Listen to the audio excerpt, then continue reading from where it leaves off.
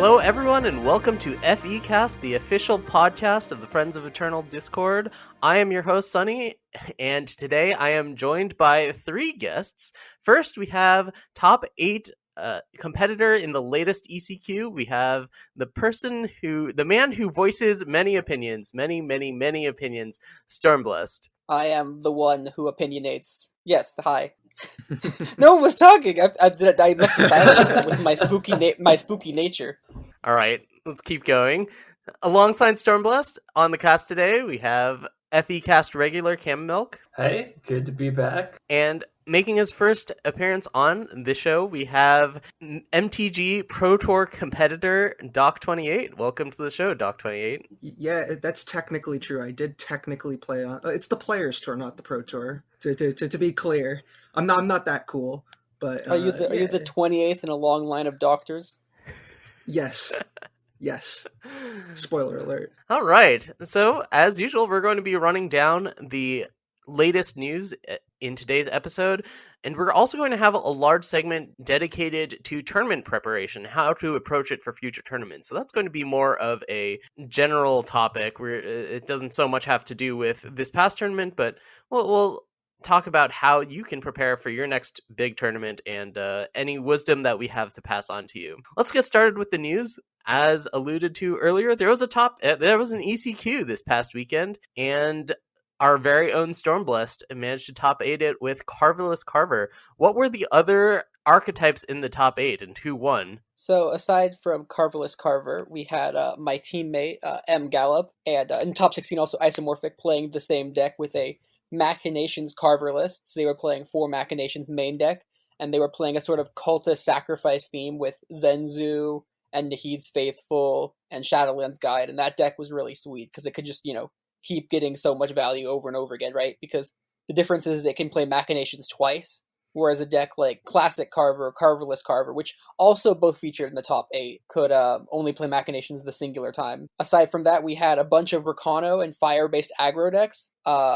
Only one real Strangers build with Grodov Stranger, and that's the Destruction Strangers deck. And then the winner of the tournament was a Stonescar Dragons list featuring one of my favorite cards, Volatility. Yeah, that deck's sweet. I love it. Honestly, I wish I had thought of it. So I played Skycrag, and Virgin Mary and I took a similar-ish approach to making dragons more of a mid-range deck and less of a tempo aggro deck. I wish I had thought about Pale Rider's Timepiece and getting that with Dragonforge, because that's really sweet and really powerful. I was going to say another nice piece of tech they have in their deck is the Noxious Wivark, the dragon that on summon gives each unit without flying -3/-3. Yeah, they top decked that against me on turn 7 to wipe my... Well, no, sorry, turn 8 to wipe my board just straight up off the top without even a Dragonforge. It was kind of unfortunate. I mean, I was in a bad spot that game, but that did seal the deal for me. Yeah, that seems really good against the Carver-esque decks.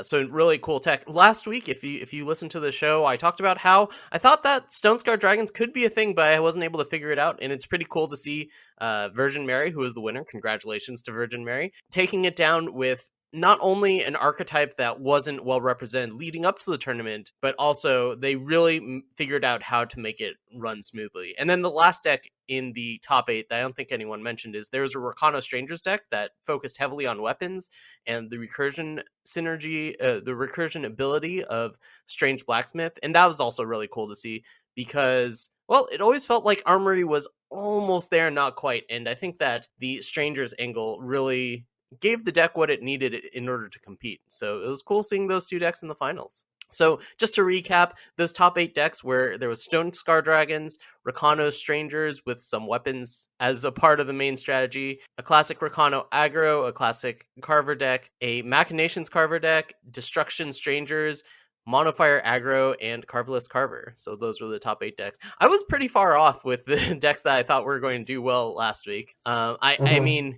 I'm pretty sure none of these were decks that I was like, this is a deck. I think I said Unseen and Strangers. I guess there was a Strangers deck. And Dragons, I guess Stonescar Dragons, you could say, I don't know. In any case. This was not Sunny's best tournament read of all time.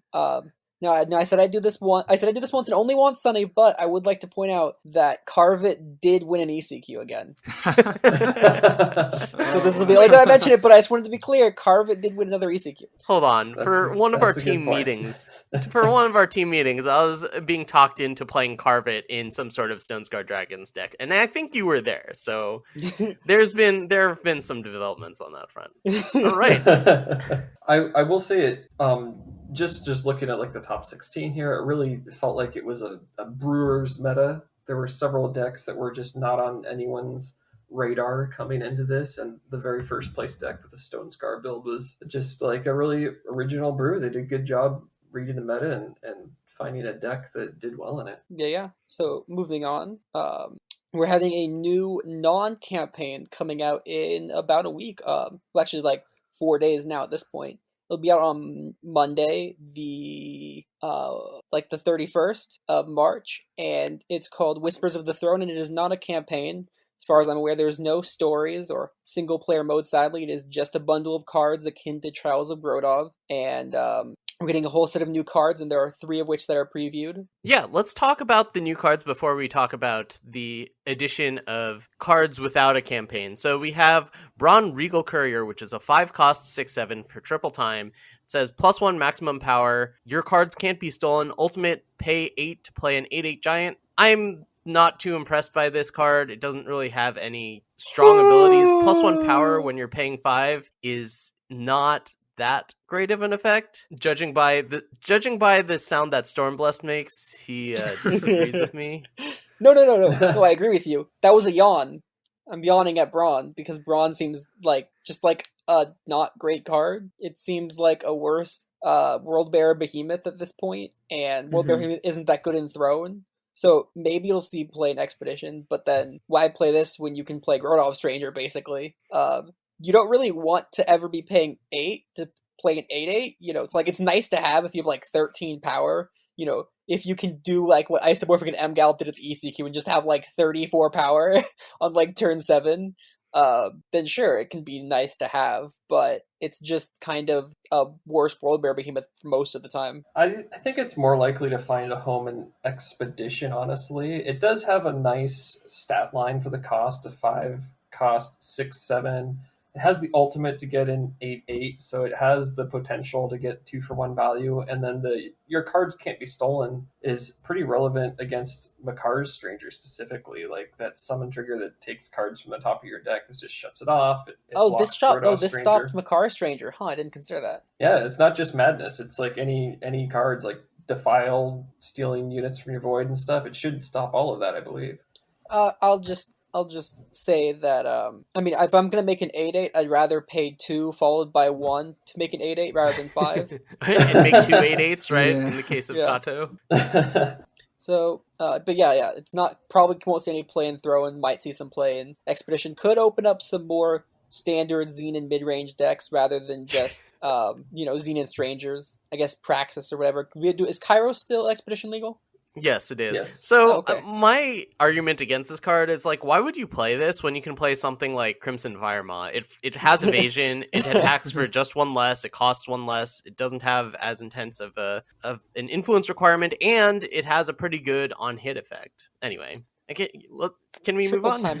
Yeah, we can move on. So the second card on the list is Praxis Trove. It is a 3-fire, 3 and a fire for a relic with a very interesting line of text of, when you play a 1-cost unit, play a random 1-cost spell from your deck. Then increase these abilities by 1. Obviously, this is some sort of crazy synergy card with can have the completely wild, combo-y style decks that look crazy. It'll probably be very fun, probably not be very meta, and I think there's not too much to say about it until you can actually play with it and start building the deck that it was made in, right? So you know what would have been sick with this if it still worked this way is Slumbering Stone, because Slumbering Stone costs 1 and then the Gargoyle costs 2. So you could do something really cool with it where you play the Slumbering Stone and then you combust. You get a 1-drop from playing the Slumbering Stone. Or maybe you just get like a Nahid's Faithful, then you get the 2-drop, and then you get a 2-drop from So like that would be cool, but they changed how Slumbering Stone works. So that obviously that would actually have been sick if because you could make the only 1-cost cards in your deck sacrifice things, like either Urgent Missive or Combust, as Sunny said, and then you could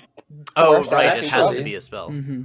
Now that you mention it, doesn't Kato have some synergy there? Because you play Kato, it comes with a Totemite, that's a 1-cost card. Then you can sacrifice Kato if it grabs a Combust, and then it plays the 2-cost Shade. It's true, it does. Yeah, so I guess yeah. So there could be a really good. cool Stone Scar deck where your only 1-cost cards are sacrifice effects, and then Kato plus this becomes insane value. And then I guess this could be like kind of like it would fit in a very like the top 8 Machinations Carver list kind of deck, although slightly different probably. But you want to have a similar curve and probably go higher than 3. But yeah, that could actually be really cool with Kato. Yeah, but it's really tough because you need spells and units at every point in the curve, and each cost has to have like a predictable effect, Like you need to be able to predict what you're getting out of your 2-cost. Like if you are playing a 2-cost unit that you don't want to sacrifice and all you have is Devours, or if you have either Devour or... Well, the nice thing is that you could have, if you're playing cards like Nahid's Choice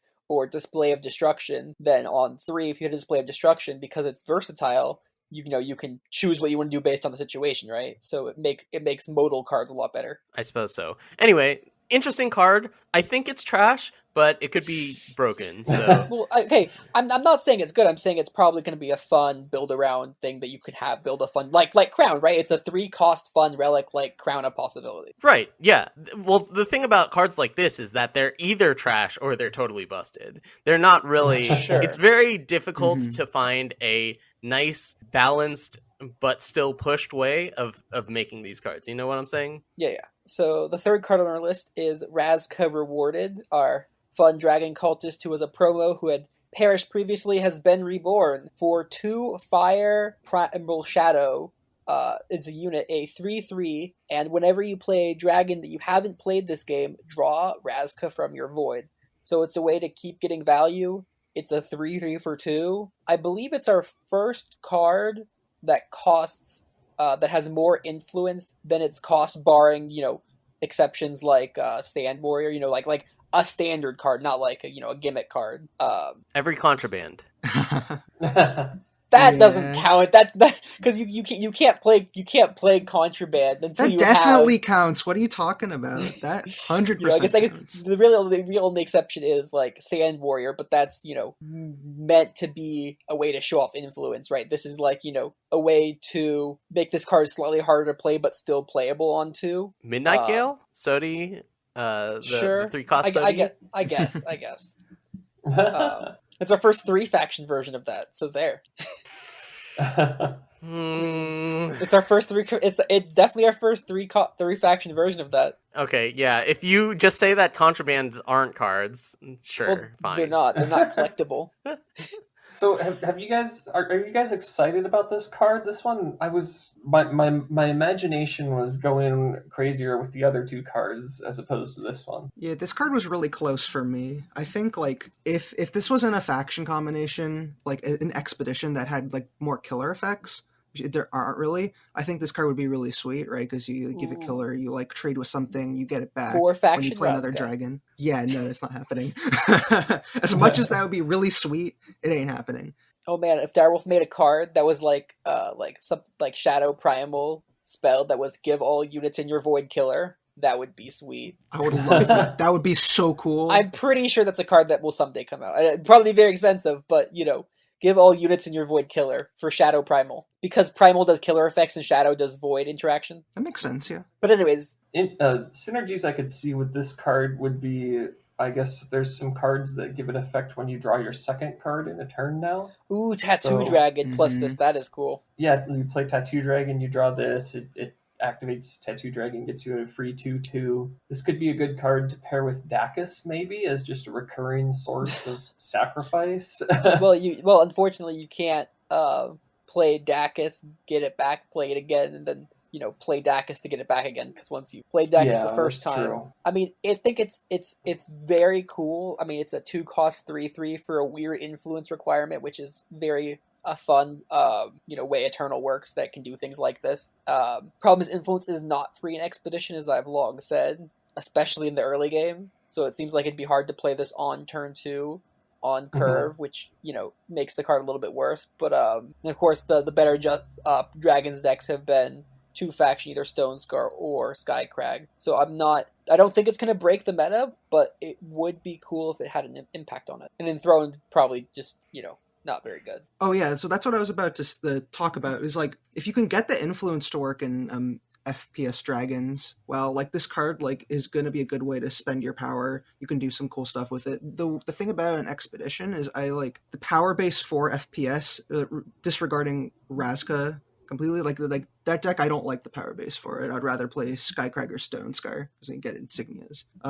In Throne, you get just a better power base, and you can more easily support all the synergies in that faction combo. Yeah, I have pretty high hopes for Razka. I mean, being a 2-cost 3/3, that is a very good stat line for the cost. And then even if the rest of the text is often flavor text, I think that when it does come up, it's going to be, that's pretty good. Like, most of the time, that's flavor text in any way. That is not a flavor text ability. The effect on Braum is more flavor text than the effect on Razka. Yes, I agree with that, but I still don't think that I don't know.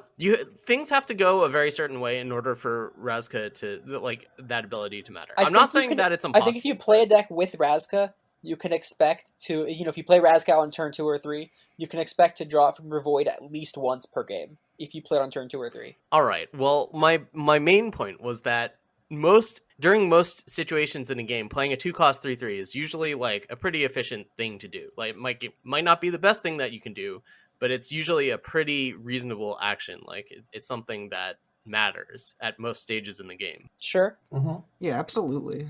Like, I mean, like, spending your power effectively is always good. On turn 5, you can play it and Dragonforge in the same turn. Way to not lose the tempo off Dragonforge. Yeah. So those are the 3 new cards. We're going to be getting this set on Monday. I'm looking forward to seeing what other cards are in store. Last time we got Endra in this type of thing in the campaign, but not a campaign. I guess there is some controversy surrounding this. Some people are talking about how this is pay to win. I feel like this is basically as pay to win as like campaigns are. I don't have a problem with them printing more cards between sets like this, like a half expansion. Well, the controversy is not that it's a campaign. The controversy is that it's people can, if you buy the bundle tomorrow, you get access to the card before anyone else can buy it without using real money. Is there a tournament between that then and the release? No, but ladder does matter. And gating off some people's the principled stand of gating off any portion of the game behind real money for any period of time. I don't think it's definitely not pay to win in any way, because if any of these cards were Endra, I'd be like, yes, it's pay to win. But there is a sort of principled stand one could reasonably take against. It's effectively the same thing as a promo in my mind, because if you buy the bundle tomorrow, because it's not being released until tomorrow. You buy the bundle tomorrow, you get to play with these cards in full play sets 4 more days before anyone else can, which is approximately the same time that if you buy a promo for 500 gems, you get a full playset of the promo 4 days before anyone else who's playing the game normally gets access to a playset of them. I don't think that's much of a big problem, but I can see why other people would. I guess it sets like a precedent that we don't want, but this specific case seems like nothing to me. I mean, I'm not so concerned about ladder ranking. I guess if you are having trouble hitting masters and these cards would help you hit masters, if there's a super broken card, like, that matters. But aside from that, it's just top 100 and top 20 masters mattering, right? And top 1. That I feel like that doesn't affect very many people. And I feel like the amount of effect it has on those people is really low. So, like, it just doesn't seem like something to complain about to me. I guess it's about the precedent, right? Yeah. That's what I mean. But again, I think the precedent here, the precedent to me seems to be just promos, things, whatever.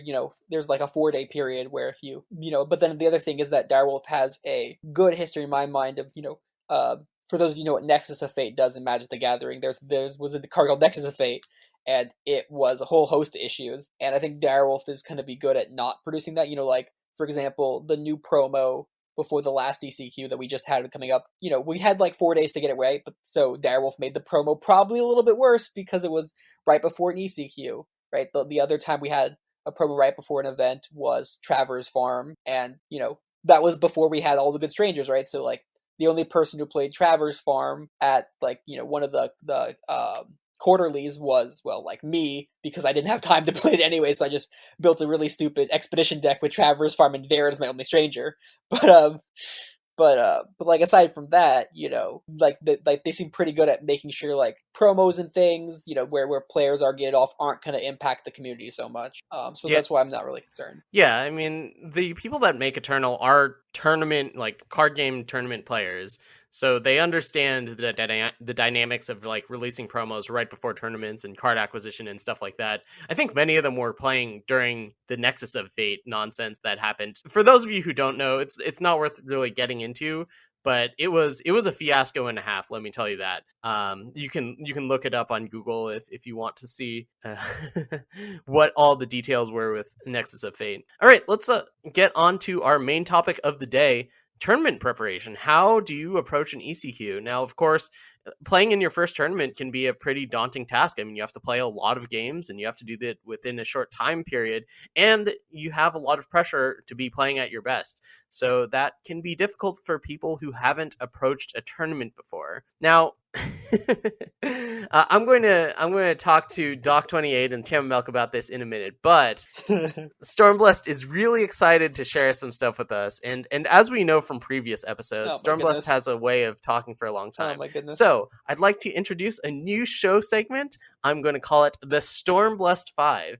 Stormblessed has exactly 5 minutes to talk about whatever he wants, and then after that, I am going to cut him off immediately. And I'm just going to add some, I'm sure that in post-production, I'll add some cool sound effects in order to make this segment even more fun. All right, Stormblessed, are you ready?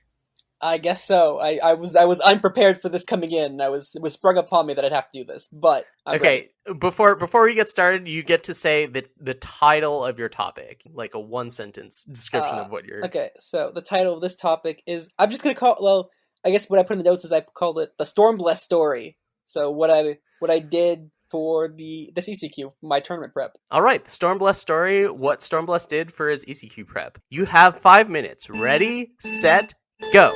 Okay, so first off, this is all specific information, nothing super general advice. So let's talk about decks not chosen. So there was 3 main decks that were on people's radars that I didn't choose. Unseen, Strangers, and Dragons. With some other like Rakano aggro stuff. I didn't choose Unseen because I felt like its average case wasn't powerful enough to justify its low rolls, and its high rolls weren't good enough to justify its average case, and that its high rolls weren't better than like the high rolls of a Carver deck, for instance.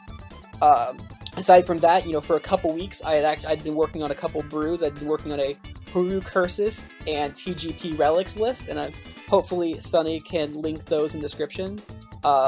I think those are actually pretty good decks and pretty fun decks. I just didn't think they were quite good enough to make top 4 of an ECQ with, but I did put some effort into those.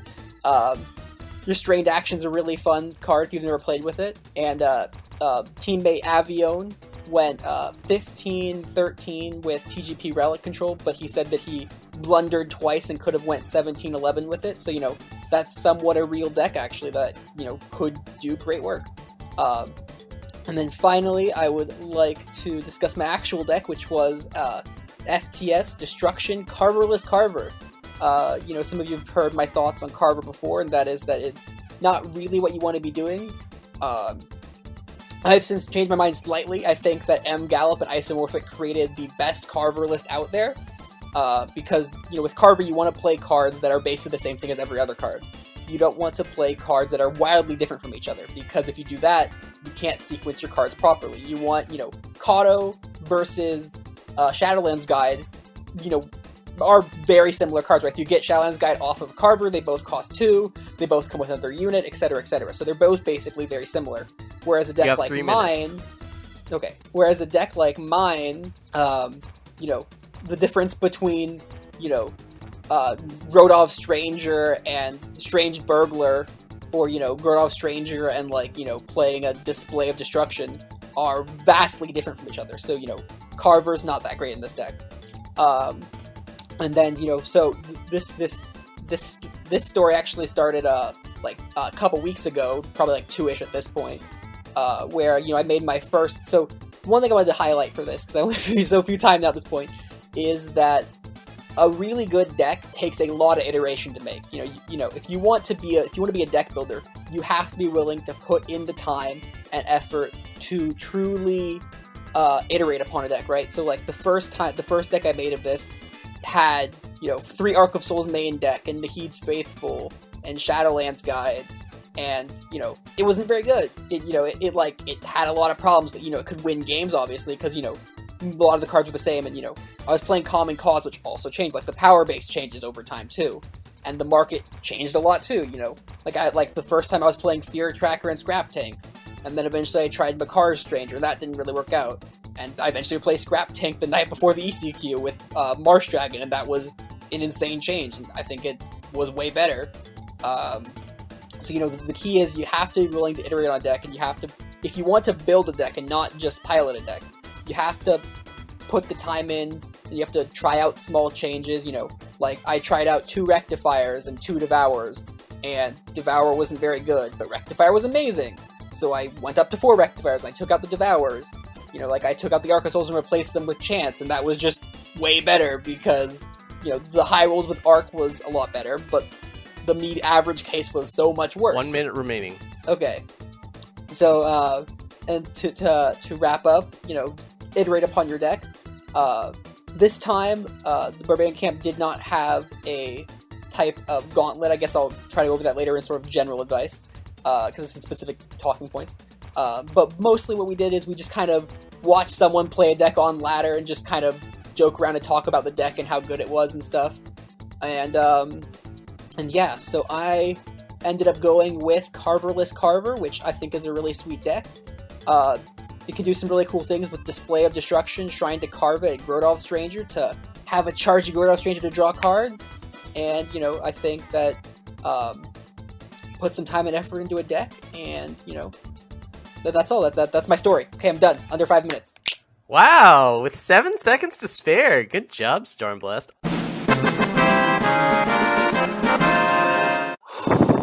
I'm gonna mute myself for a second. Well done.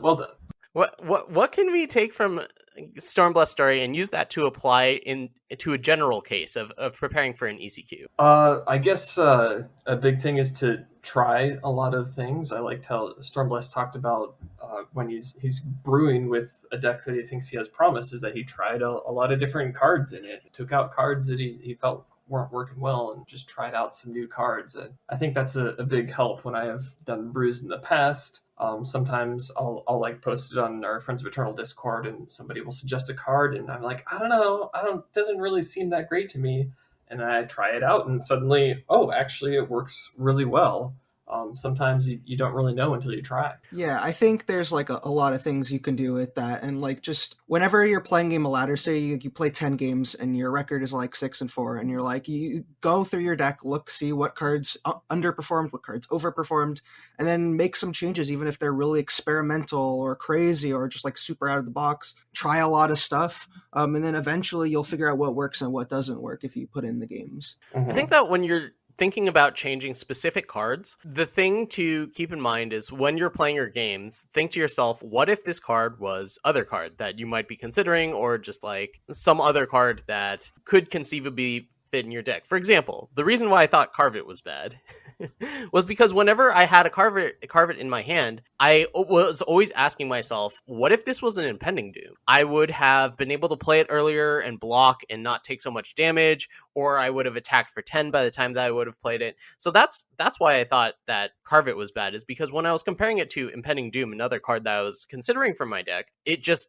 felt like Impending Doom was always going to be better in that situation, which is why I was so adamant about not liking Carve It in the Expedition format for the first ECQ.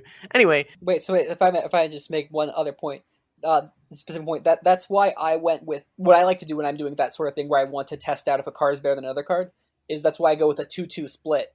is because that way it can be like, oh, which one of these two cards am I thinking of? If I have a 2-2 split, then I can, be like, oh, here's a 4 in my deck, and I can actually look at it in my hand of if this was this, what would be better. See, I like personally to do a full play set, 4 copies of a card. That gives you the highest chance of drawing the card. So if you're testing out a card, then you obviously want to draw it and see how it plays. And it also gives you the highest chance of seeing how it plays if you draw more than one. And I kind of like, sometimes I'll start with 4 and then cut back if I feel like that's too many, but I like starting with 4 if I'm testing. I think the point here is that you have to have imagination while you're playing your games, right? You can't just be focused entirely on the game and not think. You can't just be entirely focused on the game and not thinking about other things. Yeah, like you have to think about not just the cards that you have in front of you, but the cards you could have in these situations. If there's a card that is always going to be good, like you find yourself in the spot being like, man, card X would be really good right now, then that is the type of thing that you might want to consider to adding to your deck. So this all takes a significant amount of time. I think we can all agree, right? Like tuning decks is something that is challenging, and even playing a bunch of different decks leading up to the tournament can be something that's time consuming. I think that if you're pinched on time, which so many people are, the thing to do is to pick out a few decks that you think are good. Maybe you'll have the deck that you're most comfortable with, but also choose a few that you think that you could see yourself playing. Choose maybe something like 3 decks, and not only get in games with the one that you're most comfortable with, but see how other decks feel. There might be a deck that you are struggling, a matchup that you're really struggling with. Say, for example, you're having a lot of trouble with a mono fire deck if you're playing some sort of control deck, but then you discover that when you play a different deck, like all of a sudden you're playing some sort of weapons deck, and that aggro deck becomes a really easy matchup. So I think it's really important to get views of the metagame from different decks in order to choose which deck that you're going to play for the tournament, even if you're pinched on time and you're only going to be choosing between a few decks that you feel reasonably comfortable with. And when it comes down to it, you should also pick a deck you are more familiar with over a potentially more powerful deck you are not familiar with. For example, if you suddenly came to the conclusion, after, say, like an FE meeting where I said that FTS was a great deck or whatever, you suddenly came to that conclusion on, Wednesday, the night before the ECQ. It's probably still not a great idea, unless you have all the time, to play a bunch of games with it, to just not switch over to it, because, like, FTS is a really hard deck to play. Like the first time you play a deck, you're going to lose, like, a deck like that, you're going to lose, like, 6 or 7 times with it before you start finding out your groove or whatever, right? So, playing a deck you're comfortable with will give you more win equity than just switching to whatever deck they see as the most popular. For example, like, say you see, like, Tempest Dragon King post a 22-6 really cool Skycrag Dragons list, and you're like, oh man, that deck seems really good. If you haven't played a bunch with Skycrag Dragons, you still might not want to play with, his list, right? Because, like, there are people like Gravekeeper who also made top support that list. Presumably they known Skycrag Dragons before, but, like, they got 19 wins, right? They probably lost a couple wins that Tempest Dragon King won because they were playing a list they were more unfamiliar with. And then the difference between one win and one loss could be really huge. For example, I went 18-10. If I had blundered once an extra time over the blunders I probably made in my Swiss rounds, I wouldn't have made top 64 or top 8 at all. See, now you're calling out exactly what I did for the tournament when Tempest Dragon King posted his list, and I modified it a bit and took it to the tournament and went 14-14.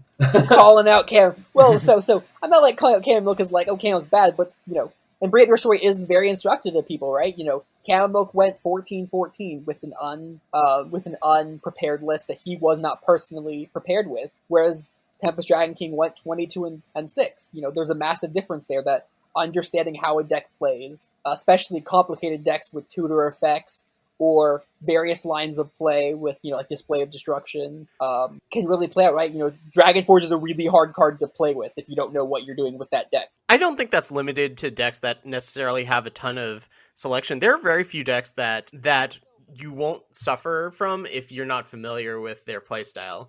No, but like, switching from like Rakano aggro versus like Combray aggro, right? If you're familiar with Combray aggro really well, but it's not a great deck in the meta, but like Rakano aggro really is a great deck in the meta, like there will be some differences, like, especially cards like Fury Blade and other relic weapons, but overall the decks play more similarly than, a deck like, like a control deck switching into, a Dragonforge, right? Sure, but I would still argue that it's not about playing the best deck. It's about playing the deck that you can play the best. And I think that there are enough difference between various aggro decks that might not necessarily be the case. You really have to have a feel for like what's important during given different boards game situations. And I mean, that's a really good point. Like how often do you see me playing a pure control deck at an ECQ? Now, I say that, and I actually like the last Magic tournament I played. I was playing a very, very pure control deck, so that might just be, I don't know. I've actually played a lot of control decks in Magic, and just not any in Eternal recently. It's kind of weird. You just want to counter all those units, and you don't want to counter spells. You want to counter units. It's pretty unfun. Being able to play a counterspell on a creature in Magic feels like something that shouldn't happen, especially if you've played Eternal for a while. Anyway, yeah, so that's tournament preparation leading up to the tournament. How about being prepared to play a tournament on the day of? Now, for myself, this is a bit of a tangent, but I promise it's relevant. So as many of you know, I'm a musician. I play a lot of music. I play a lot of different instruments. And one thing about music is that it really pushes your brain to the limit, especially if you're trying to play something that you're learning, in the process of learning. It really pushes your brain to the limit about how, remembering, like, there's a lot of things going on with coordination, with short-term memory, with being able to read and process things very quickly. It's a really good check for how quickly your brain is functioning at a given time. Like if I were to try to play a song in the morning, the first thing I do when I wake up, I'm guarantee you my brain is not ready equipped for it. And even if I may feel awake, I'm not awake enough to be able to process all the information fast enough. And if it just won't sound as good as if I'm playing sometime in the afternoon when I am very awake. I'm assuming I'm not like suffering from like the drowsiness that mid-afternoon sometimes brings. But sometime later in the day, after I've woken up, after I've had a few hours to wake up, I'll be able to play the song much better. And I think it's really like difficult to tell that your brain isn't functioning as well as it could be, but there really is a tangible difference. And card games really, they're hard. Like I don't think anyone plays perfectly. It's very rare that someone plays a game entirely perfectly. If it's any sort of competitive game. And in order to, maximize your play level, in order to maximize your win equity, you need to have as much mental capacity as you can. So that means not playing when you're drowsy, not playing when you're having just woken up or something, some other reason, or like right after you just did something that's really mentally taxing, like a lot of mathematical calculations. You really need to have the right frame of mind. And something that helps that, I found, is to have the right diet. First of all, you want to be hydrated. I think that we can all agree that people function better when they're well hydrated. And the other thing is I think the food that you eat really does matter. Like when I am playing a tournament, I can tell that I'm not operating at full capacity if I've had something really salty. Like a little bit of salt, I think is pretty good, but something that's really salty, I don't play well. And I would just like to point out that in the notes for this FECast, Sunny has put vegetables are cheat. So just note that if you take vegetables, you are basically cheating at card games. I was going to get to that. Yeah, certain foods I feel like really help you think clearly, and I feel like vegetables really do help my performance. So when on tournament day, I'm going to make sure I play at least 2 hours after I wake up. I'm going to have a nice, somewhat balanced meal, not have coffee, not have too much sugar. Make sure I have my vegetables, and then I'll sit down and get to it. What do you guys think? So I would like to say two things. One is that, you do get a slight edge if you play in the tournament on the second day, because the way tiebreakers work is really weird, but of course the best thing to do is just to get 19 wins straight up and not have to worry about tiebreakers, obviously. The thing that I do a lot these days, actually, when I first did ECQs last season, I did them all in like one day, whatever. But nowadays I probably do like about 14, 20 games on day one, and then I do my second half of, somewhere between 8 and 14 games on day two. And spreading it out really helps at least me out, because that way I can, cool down, not overload my brain. And also, if I have any like super tilt or whatever, if I get like a really bad loss, I can just end there for the day and I can come back day two. And then I can do my Swiss games there. We have the benefit, unlike saying like Magic the Gathering tournament where you have to stay there for 12 hours on time. You can split it up over 2 days, which is a benefit that if you aren't taking advantage of, you should take advantage of, because it can really help you calm down and relax. Yeah, Stormblessed is definitely right. Yeah, I do the exact same thing. I actually really intentionally try to do exactly half of the games on one day and exactly the other half on the other, and always do it like a couple hours after I've woken up and like gotten everything in order. But yeah, it's super important because like I used to also do all my games right in a row, and like if I got tilted at any point, it would start to snowball, and then I would like come up a little bit short. The results that I wanted. So yeah, spreading it out really helps with that. Yeah, if you're not feeling good, you're not going to play well. So make sure that, if you do have a really bad game, just go away step away from the computer or whatever device you're playing Eternal on and take a break before coming back to it. And one other thing that I really think is important is it's important to be warmed up. This goes along with what I was saying about your brain not working properly.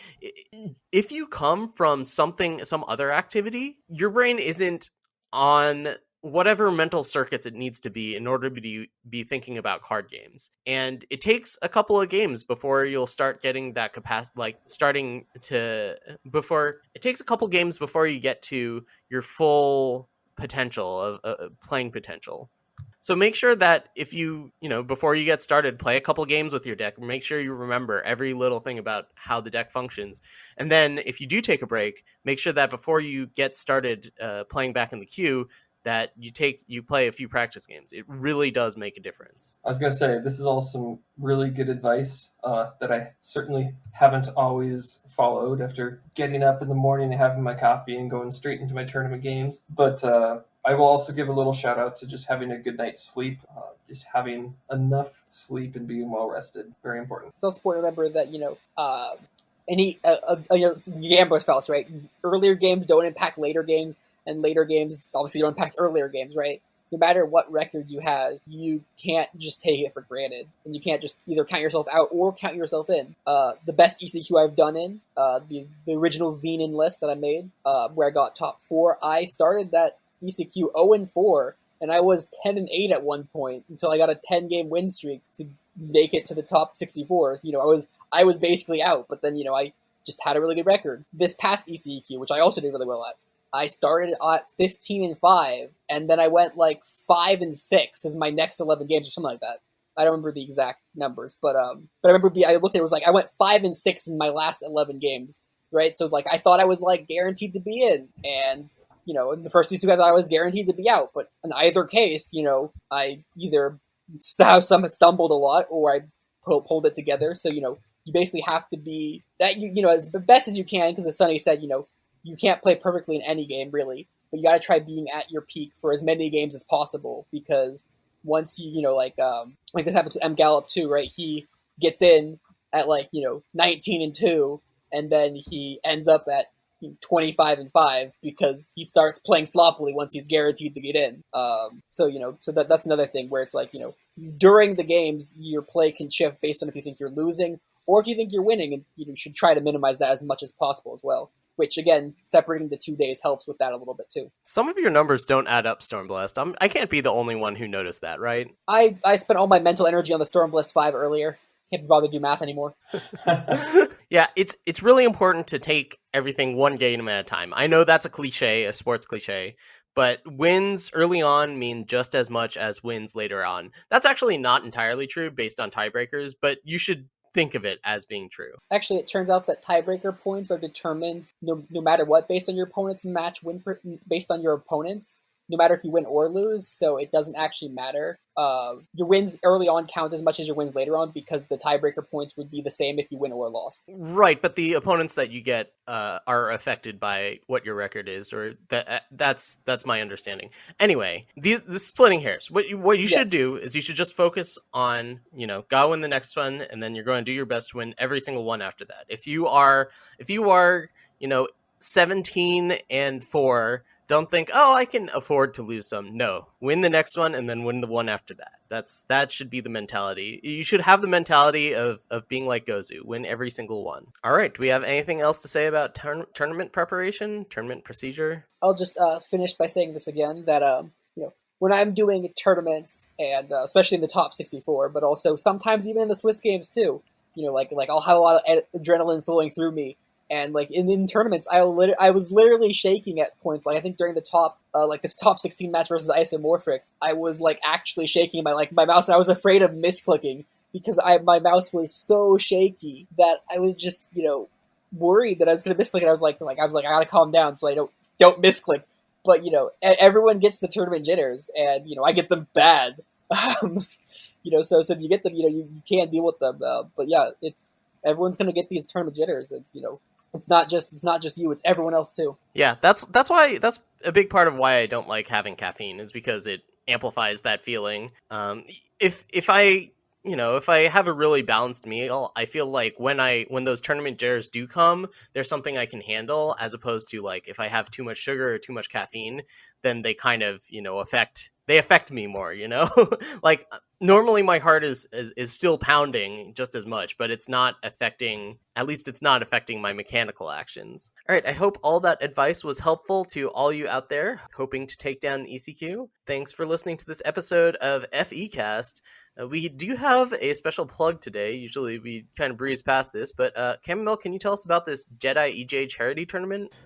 Hey everyone, this is Editing Sunyveil. Just for a bit of a clarification, unfortunately this podcast was edited a week after it was recorded, which means that Jedi's tournament was this past weekend, but you should definitely check him out because he does a lot of cool stuff that really involves the community, and is just a great content creator that you should definitely be aware of if you're not already. There'll be a link to his pages in the description, so be sure to check it out. Anyway, I'm going to let Camomilk describe what, I guess, happened this past weekend, and yeah, you'll hear the original audio. Okay, let's get back to it. Sure. So JediEJ made a post on Reddit about a charity tournament that he's putting together this Saturday. So this is going to be a tournament that he's streaming on his Twitch channel. The format is commons and uncommons, the peasant format. There's a few restrictions on top of that as well. You can check it out if you go look at his post. And I'm planning on playing. It sounds like fun.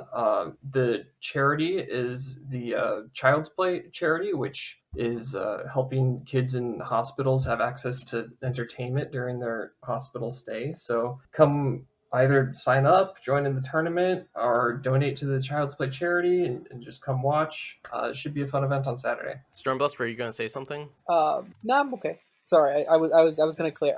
Well, you probably can have this, but I was going to clarify the rules of the tournament, but I was like, I don't really need to clarify those. Okay. Yeah, be sure to check it out. JediEJ is a great content creator, and he does a lot of cool stuff, more on the casual side usually. This podcast is usually focused about strictly competitive business, but... Well, there are prizes on the line in this case. There's a couple Steam gift cards on the line, so gotta get those Steam gift cards.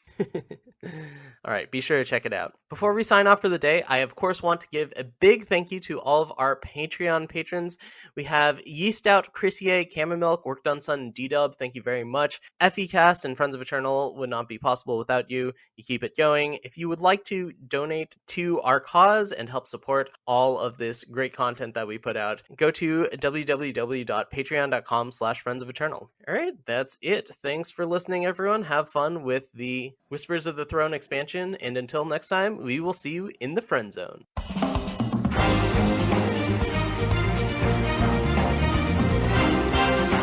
Friends of Eternal is awesome, but you know what's even more awesome? Our amazing patrons over at patreon.com. That's right, Friends of Eternal now has a Patreon where you can help support the content and initiatives of Friends of Eternal. If you enjoy FECast and you enjoy the Piloting Club and you want to join the people that make all this possible and sustainable, be sure to head over to patreon.com/Friends of Eternal and consider donating. Every little bit does help. Thanks again for listening, and I'll see you next time on FECast.